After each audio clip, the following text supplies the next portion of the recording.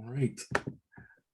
Hello, everybody. Welcome back to the Humane Action Podcast. It's been like 7 years since we've done this, or 7 months, maybe. Feels Yeah, like it's been 7 a years. while, but it's good to be back. I feel like no time has passed at all. Yeah. My name is Jason. As you might remember, we got Natalie, my co-host. Say hello, Natalie. Hello. And today we have our special guest, Renee King, who is from the Rowdy Girl Sanctuary. Renee King Sonnen. Oh, okay. All right. I saw that down there. I was going to ask, but I forgot. But your email address is just Renee King. So I think that was where right? Yeah. Well, but if you follow very, very closely, you'll see my name is hyphenated because I'm married to Tommy Sonnen, the cattle rancher, the ex-cattle rancher. Renee King Sonnen. I got it. Yes. All right. So, Renee, we'll give you a chance to introduce yourself in just a minute, but first we got to jump into our trivia questions because that's just the way we do things here. So you get to go first. Your question is, in 1999, who did the A&E network name the most influential person of the millennium due to his invention of the printing press? I made that question up? No, you're supposed to answer it. Oh, can you repeat that, please? Basically, da, da, da, da. No, basically, who invented the printing press? Let's see. Benjamin Franklin. That is incorrect. Natalie, so I get to. Well, I thought I knew this, but what century did you say? This was the question was in 1999, who did the A&E network name the most influential person of the millennium due to his invention of the printing press? I think it's a guy named Gutenberg. That is correct. I only know that because when I was a kid, we sang a song in school and it talked about Gutenberg doing his printing press. So it's not that I'm smart. I just remember the song from when I was 10 years old. Sure. You probably got all the answers ahead of time. I don't. I swear. I usually lose these. So that was it. I just happened to luck out on that one. All right. All right, Natalie, this one's for you. Which Apollo 11 astronaut took communion on the moon? Okay. I don't know. And I don't know that I could name it. Or is Apollo 11, is that like the first mission to the moon? I'll guess Neil Armstrong, but that's probably not right. Okay. Renee King Sonnen, you got any guesses? Nope. Nope. I would not even touch it. I would not even touch it. All right. It's Buzz Aldrin. Oh, I've heard of him. Whoever that is. These are hard, Jason. Where's the I've slept since then. All right, Renee, this one, I think you might be able to get this one. What animal is depicted in the logo for the World Wildlife Fund? I don't know. I have no idea what animal it is. Nope. I think I know this one. Is it a panda? It is. Okay. Well, Renee doesn't deal with wildlife at her sanctuary, so that was kind of an unfair question. All right. Renee, what is the name of your rooster? Michael Jackson. Yeah. And one of them. Correct. We have Michael Jackson, we have Joaquin Phoenix, and we have Sunrise. I was gonna ask you if you named all your animals after famous people. No, but they're all named. Everybody's named, that's for sure. All right. Well, now's the portion where we get to know you a little bit and a little bit about your sanctuary.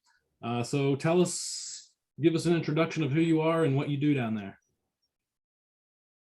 Well, I'm Renee King Sonnen, founder and director of Rowdy Girl Sanctuary and the Rancher Advocacy Program. And I am not very good at trivia. So, but you're hopefully good at running a sanctuary. Yeah, I live a very real life over here, and I pick and choose what I put my brain around and what I need to remember because my life is filled with so many aspects and things that I have to navigate that not only pertains to the 100 and almost 30 animals that we take care of here, but also an active volunteer base. We have a presence internationally, and so if you ask me some questions about some of the stuff I navigate on a daily basis, I'd better know the answer. So Renee, can you tell us, like, how did you get involved in your sanctuary? I mean, I think your story, I know it, but for our people listening that don't, just take us from beginning to where you are now. Well, I married my husband, who was a cattle rancher, for the second time in March of 2010.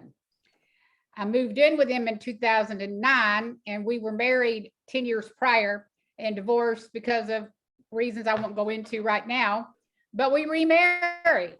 And when we remarried, he had acquired a cattle ranch. It was to be a retirement investment. He was picking up the ranching baton of his forefathers, and he was doing quite well. He was about to retire from Dow Chemical, and the cattle ranch in Angleton, Texas was going to be his retirement, and really add to his portfolio.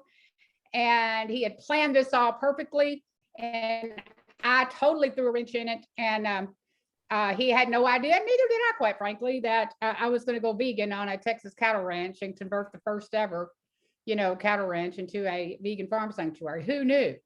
I didn't. I mean, I'm from Texas, and I loved steak and barbecue and chicken, just like everybody did, I guess. I went to rodeos and had a collection of leather boots and clothes, and I was desensitized and programmed just like everybody, until I met a little calf named Rowdy Girl. And a lot of people think Rowdy Girl is me, and although I am quite rowdy and radical in my activism, Rowdy Girl herself was a little calf. And Tommy wanted to get me involved in cattle ranching because I really wasn't interested. They were there, the cows were there. I had no qualms one way or the other. It was just what we did. I was proud to be a cattle rancher's wife. I was proud of what we did. But whenever he told me about these calves that needed a mama, we went to see them, and one of them became our legendary Rowdy Girl. And when I was bottle feeding her, something started to happen to me. I've always been a very intuitive, spiritual type person. I have a very, very rich internal meditative spiritual life. So when I started feeding Rowdy Girl, I started connecting almost instantly to her and her to me. And I began to see things that I had never seen before. And, I wasn't on any mind altering drugs. So I was actually seeing the sentience of all of those animals. I was feeling it. I would find myself tearing up and crying for no reason at all. But this only happened when I was feeding Rowdy Girl. When I stopped feeding her, I had to go back to being a good cattle rancher's wife. And I always call it door number 3. Door number 1 is that door that, everybody goes in that has no idea about, animal rights. They're just like doing what they do. Door number 2 is those people that kind of go in between. They want to convert, but they can't quite do it because family tradition, whatever. So they go back and forth between door number 1 and door number 3. And door number 3 is that door that people like me eventually slip down into, and they never look back. And that's what began to happen. But it took 6 years or so of me being in door number 2 before I was able to let go of door number 1, because I was conditioned like everybody. And so it was tormenting. I spent years trying to wrestle with doing things, quote unquote, the humane way. I spent years trying to figure out a way to be okay with doing what we did, because let's just be frank here. Cattle ranchers, wives don't go vegan. It's not something you hear about often, if ever. And I think, the first documented ever in the world. And so, that lives to tell about it anyway. And so anyway, that's kind of what happened. And the rest, they say, is her story, because Rowdy Girl changed my course, and she changed my husband's course, and she became like implanted and imprinted on me. And I knew for a fact that Tommy Sonnen was not ever going to send those cows to the sale barn anymore. And I got that revelation on October 31st, 2014, the day I went vegan at my mother-in-law's house. And she was serving, well, let me just say, I had watched a Marianne Williamson little mini documentary on carnism. And if you haven't seen that before, she tells the story of a family eating beef stew at their table, and they're all enjoying the stew until somebody says, "Can you give us the recipe?" And the lady says, "Well, you start off with a pound of very young golden retriever." And I about lost it. At that moment, it was October 31st, 2014. I, for 6 years, had been wrestling with everything we were doing. I didn't have any vegan friends except Rowdy Girl. And I wasn't planning to go vegan. It wasn't on my to-do list. I had just been step by step, day by day, month by month, year by year, inching towards door number 3, and I didn't even know it. And so that particular day, I went to my mother-in-law's house with my husband for a little Halloween block party that happened every year. My relatives were there, the kids were there in their costumes. We walk in, everybody's chatting and talking, and my mother-in-law comes out with a pot of beef stew. And the wind in the air was right that day. It was just like the perfect segue for me to go, what the? And I just couldn't believe it. I couldn't believe it. I mean, I literally dropped my mouth open and was like, I can't eat that. And, she didn't even ask me. It was just like, I can't eat that. And she was like, well, Renee, why not? And I said, because it's got floating dead, hacked up animal bodies in it, and I can't eat it. And everybody stopped talking, looked at me like I had lost my mind, because I had. At that moment, that's the moment I went vegan. And everybody looked at me and said, well, Renee, what did you say? And I repeated myself. So everybody heard it, and I got it. And my husband was mortified. And I said, and I can't eat it. I can't eat it. And my mother-in-law said, well, Renee, you can pick it out. And I said, no, ma'am, there's no more picking it out for me. And that was the moment I slid down that rabbit hole, never to return. And I made my husband's life a living hell from that moment on, until he went vegan, and I threatened his way of life. I began to live with the cows from sun up till sundown. I became part of the herd. I walked with them, talked with them, laid down with them, took my sack lunch out there with them. I began to feel the vibration, the frequency, and the beauty of being a bovine. And I became one with them, and they became one with me, and I was accepted. And by God, Tommy Sonnen was not going to sell them cows. I would have taken a bullet in the street for them.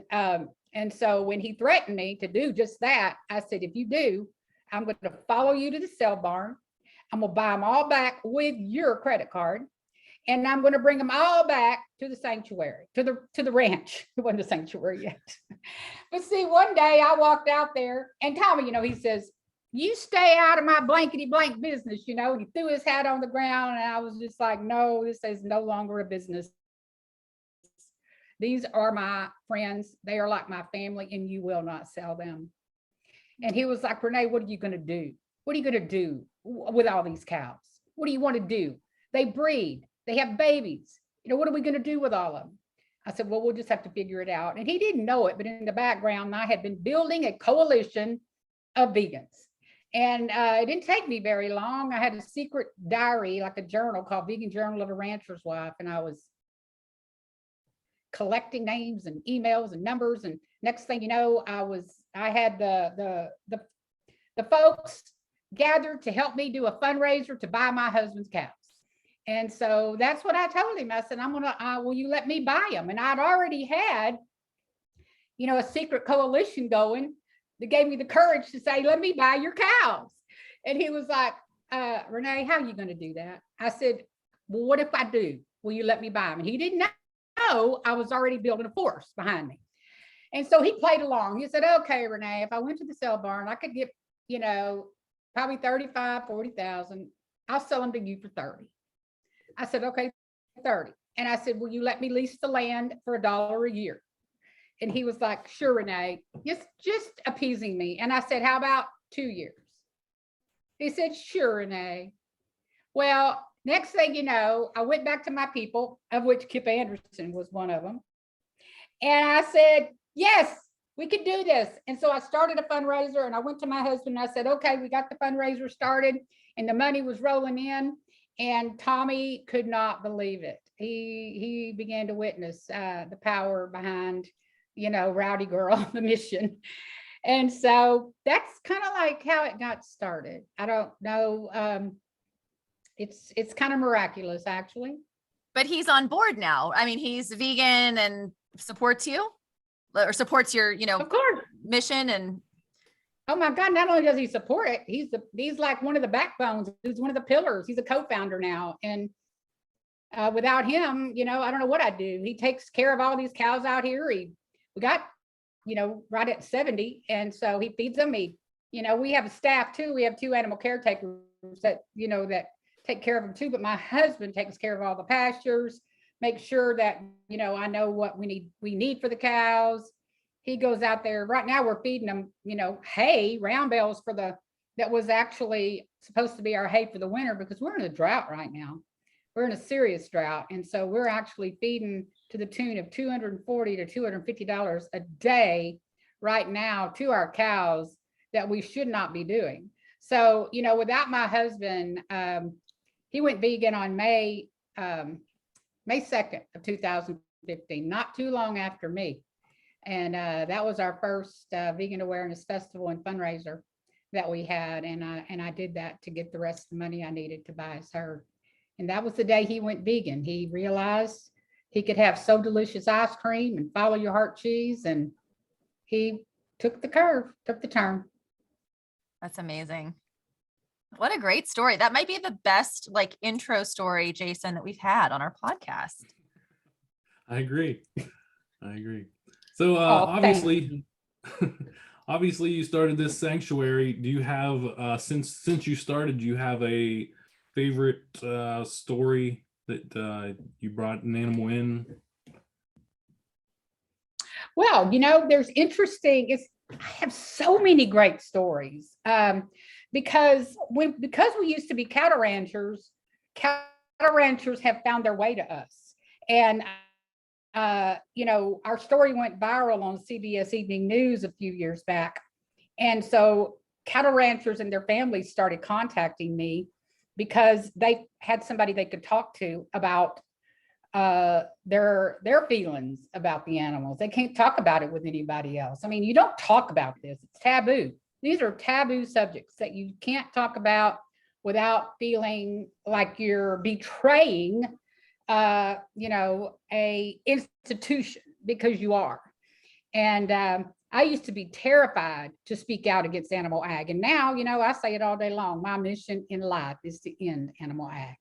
And, just like I would have taken a bullet in the street for Rowdy Girl, I would take a bullet in the street for this mission now. I am not scared. And so cattle ranchers have found their way to us. Our most recent rescue was from a lady. Her name was Mary Jo and her husband Vernus. They're cattle ranchers up in Huntsville, Texas, and they surrendered Grace and Randy, and also most recently, a little bit, and her baby Savannah. And those animals would have gone to slaughter had it not been for this surrender. And it just always brings me great joy when I'm able to interact with cattle ranchers, because I don't expect them to change on the spot. I didn't. But what we got to do as activists is not expect people to change on the spot, especially people like cattle ranchers. It took me 6 years, you know, even when I had as much feeling as I could possibly have for these animals, I didn't just change. I mean, that kind of change means uprooting a belief system that's grounded in, you know, tradition for a long, long time. You don't just uproot that. Yeah. And so anyway, them, and then there was Buster. You know, Buster was also surrendered by a cattle rancher. And I think probably the most interesting rescue was Betty and Veronica, because Veronica, unbeknownst to us, was pregnant with a baby that we named Samson. And Betty and Veronica had jumped off of a slaughter truck on their way to the slaughterhouse in Kansas. And a big deal ensued. The media was there, helicopters, you know, doing all this. So Betty and Veronica got a name because the news media got on. And so some local activists contacted me. They named them Betty and Veronica, and said, you know, if we could figure out a way to buy them from the sale barn, because they went to a sale barn. They were apprehended and they went to the sale barn anyway. After they jumped off that slaughterhouse truck on the highway, they were apprehended and taken to a sale barn. And this guy, his name was Ryan, he said, if I'm able to get them, can you take them? Nobody in Kansas would take them. No sanctuary would touch it, because so many activists, and I understand why. If there's any dealings with animal ag and you have to buy an animal, then it's like, no, we're not going to touch that, because if you buy an animal, then, you know, you're contributing to the problem. Well, that's a very gray area. It's not always true. And to just be black or white about that, if it was black or white, I wouldn't be here, because I bought my husband's herd. And the only way I will be a part of bringing an animal into our world, you know, if it's a bought animal, is if their story will make them ambassadors for the rest of their life. And that's what's happened to Betty and Veronica. And Betty and Veronica got transported here. They were bought. My husband consulted with them the whole way on how to deal with them in a sale barn. Here's animal rights activists going into a freaking sale barn in Kansas. And my husband coached them on how to get, you know, Betty and Veronica out of there and to win. And so they came to Rowdy Girl, and a few months later, Samson was born. And do you know that Samson would have been slaughtered in utero? That is the fact. It happens all the time. Pregnant cows are taken to slaughter and with babies inside of them. It's unbelievable. So I guess that's probably the most dramatic one. So these ranchers that surrender cows to you, I mean, why do they do that? How do they choose which cows get to be rescued? I mean, that's a good question. One I ask them all the time. We have a documentary coming out next year that Moby is the executive producer of, and in a lot of the documentary is my conversations with cattle ranchers. And one of them is this cattle rancher that surrendered Buster. And, you know, I asked him, you know, that question. He said, well, Buster is just so special. You know, Buster, what happened with Buster is he was kind of abandoned by his mom, probably not on purpose, during the big Texas freeze we had a couple years ago, or a year and a half ago. And Buster got saved by the rancher, you know, from dying. And so the cattle rancher developed a close bond to this baby because he saved his life. And so the reason they pick some over the others is because they get close to one. They start experiencing their sentience, one at a time. They can't collectively do it, but they can isolate and turn on that switch, just like I did with Rowdy Girl, and eventually she became the conduit for my awakening. But that's what they do. They have to encapsulate their feelings around this one is special. And the reason why Grace and Little Bit and their babies were special is because the cattle rancher's wife, tended to her. Like one of them had mastitis, and couldn't have babies anymore and was going to be slaughtered. And the cattle rancher had bottle fed Grace when she was found on their property like 5 years prior. So she had developed a relationship with her. And with Little Bit, she had a prolapsed uterus with her last delivery, and she developed a bond with this cow, much like Grace. From the very beginning, she had a relationship with her. And so when that happens, it's like an isolated event, and and when they have a story like mine that they can plug into to help them make that choice, that makes all the difference. Mm. But they're still out there cattle ranching. Mm. So I know that you work all the time, or correct me if I'm wrong, with ranchers to help them transition away from ranching. How does that work? I mean, what's your success rate? How do you go? I mean, do they approach you? Do you approach them? Well, I don't approach anyone. Everybody approaches me, and we're currently transitioning a cattle ranch chicken farmer in Arkansas to a mushroom farm, and they had 240 cows, and we've managed to save them all. We've managed to save their entire property through our team. We have an incredible team, and you'll hear from some of them at the RAP Summit that's coming up July 30th. So the transition has been 4 years in the making. It's not easy. We are going not only against the grain, but we're creating a whole new world here, okay? A whole new system. I'm also on the board of directors of the Agriculture Fairness Alliance. Now, with AFA, we do contact ranchers. I don't, but we have a volunteer that does. And we are positioning ourselves to be able to help farmers and ranchers by getting deeply involved. We have lobbyists. We have 3 lobbyists, 501s. We're a 501c4 over there that we meet with regularly, and we're involved in changing the farm bill, doing everything we can to create language to help farmers transition to plants that feed humans, not animals. And so it's a multifaceted way of transitioning. You can't just expect nonprofits to transition farmers. See, cattle ranchers and also farmers that raise food for cattle are heavily subsidized by our government. Mm-hmm. But those subsidies aren't given to plant farmers. And so what we're doing is we're creating a coalition of plant-based growers that grow food for people, whether they're vegan or not, to create a coalition that can match the USDA toe to toe. Because if we don't do that, we're not going to ever win, because USDA is so freaking powerful. I love that.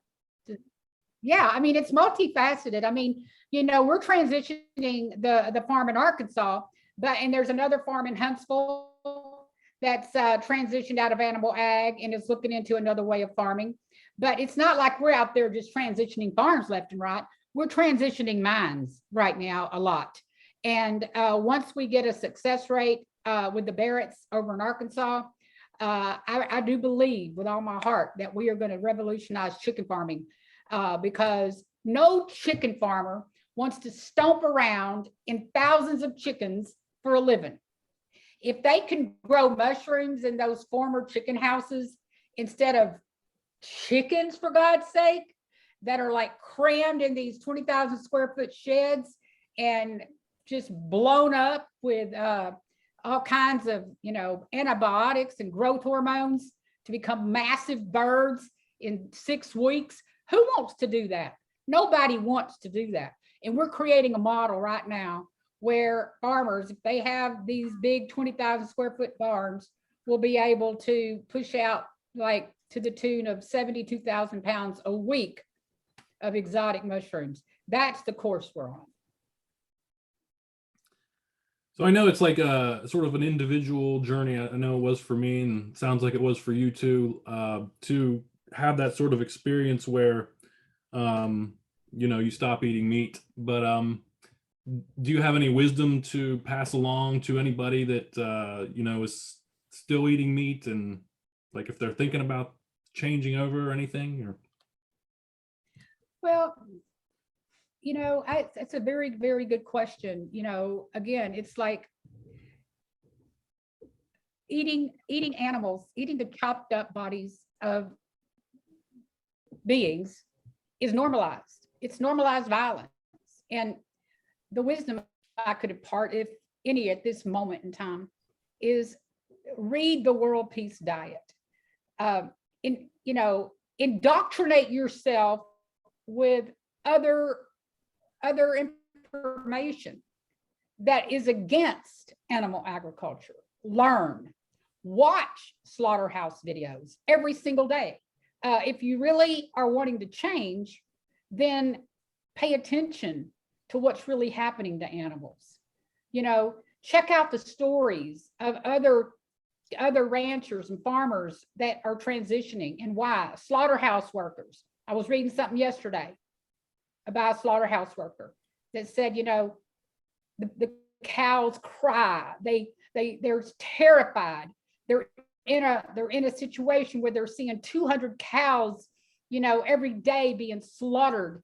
It's unbelievable, the terror and the wreckage and the horror that humanity has inflicted on animals. Get educated, educate yourself. Quit buying into the lies. It's a lie that we need to eat animals. It's not true. It's been forced literally down our throats since we were babies. And it's just false. Yeah. I'd love to just hear more about the summit that you emailed me about last night. Is that open to anybody? Who should come? How do you get involved? Can you talk a little bit about that? Yeah, it's July the 30th, and the RAP Summit is all about figuring out ways, and we talk about it, to convert animal farmers to growing plants. What can we do to help farmers thrive on their land without using animals? And I do this event with my co-host Jane Velez Mitchell, and love her. She is she's a powerhouse. She's on our board of directors, a very good friend of mine. And we are going to be interviewing the Barretts, the farmers that are in Arkansas converting their chicken house. We're going to be interviewing Dennis Vidmar, who is with the Mush Hub, and he is the brain and the wisdom behind this conversion. He's on the ground developing this state-of-the-art technology for them. And we also will have my co-founder, Connie Spence, who is the founder of the Agriculture Fairness Alliance. She will be interviewed. And we might have a very, very surprise guest. We just got the clearance. We just found out that our big anchor sponsor is going to be Impossible Foods. So we're excited as we can be about that. And they came out to see us last week, one of their team members, and we just got the green light. And so who knows, who we might be interviewing as a special guest. That's it's in the works. But anyway, it's it's going to be a dynamic discussion. We reach millions of people all over the world through the Unchained TV network. We do a big cross-posting we initiate cross posting all over. And so I hope, and I hope y'all come. I mean, anybody can come. I mean, we have right now, I think 6 or 7 countries represented, but our last summit, we had 22 countries, 500 people registered. So just get registered, for the summit for sure. Come be a part of. We will be there. Or but how do people register? How can people that are listening to this? What's the website? They go to rancheradvocacy.org/summit. All right. Follow our social media. Follow our social media. We have Rowdy Girl Sanctuary and Rancher Advocacy Program on Instagram, on Twitter, on Facebook, and we have a YouTube channel for Rowdy Girl Sanctuary, and we have a TikTok channel for Rowdy Girl. So I'm following right now. Follow. You just got to follow from me on Instagram. Yay! Thank you. Anything else you want everybody to know before we wrap up? What did we miss? If you want to do the very best thing you can do is become a member of Rowdy Girl. We have 475 members, and our goal is to get to 500 by the end of July. Our cost to run this organization is $25,000 a month, and you can become a member by as little as $5 a month. And members multiplied by $5, $10, $15, $20, $50 a month is what is taking care of all of these animals over here and projecting our mission into the world. So become a member of Rowdy Girl Sanctuary. That is the very, very best thing you can do today. All right. Well, thank you so much. This was such a great discussion. Just so inspired by the work that you do, and you're really creating meaningful change, which a lot of people want to do something, but maybe don't know what or how. So really inspiring. Everybody should use their voice.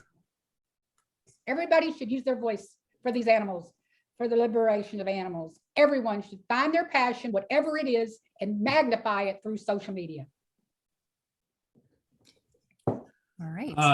Natalie, do you want to continue this trivial assault on Renee? Or do you Oh my God. We have 3 more questions. You're not going to stop, are you? No. All right. It's 2 to 1, right? I have 2. Renee has 1. Huh? It's 2 to 1. I have 2. Renee has 1, I think, right? No. Why don't I give you some credit? Why don't I ask the question? It's our show, Renee. You agreed to this. You're contractually obligated through the email that I sent you telling you that this was part of the deal. Okay.